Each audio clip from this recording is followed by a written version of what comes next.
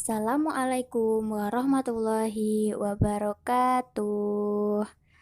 Halo adik-adik, sugeng kepanggih malih wonten ing pembelajaran basa Jawa kelas sekawan.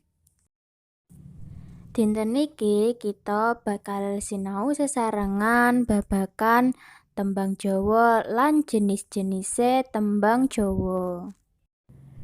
Nah, tembang Jawa yaiku karangan kang kanthi paugeran tertentu kang pamacane kudu dilagokake lan dibarengi wiramaning gending. Tembang Jawa iku kapérang dadi sekawan werna. Ingkang kaping sepisan yaiku tembang gedhe utawa tembang kawi. Tuladhane ana Kusumastuti, Pamularsih, Citramengeng, Kumudasmara, Tepi Kawuri, Minto Jiwa, Langen Asmara, Retnamulya lan Madu Asmara.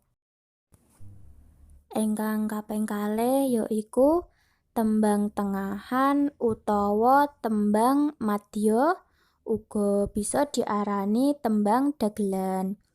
Tuladhane yaiku Prana Asmara, Pangajapsih, Palugon, Kenya Kediri, Kuswaraga, Kuswarini, Wirangrong, Balabak lan Jurudemung.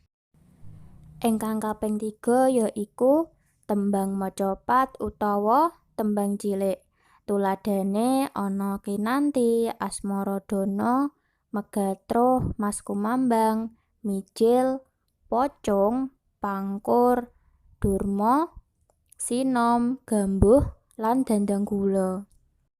Nah, sing terakhir utawa sing kaping sekawan yaiku tembang dolanan. Tembang dolanan yaiku reriptan gagrag anyar kang ora nganggo paugeran guru gatra, guru lagu, guru wilangan lan dongding.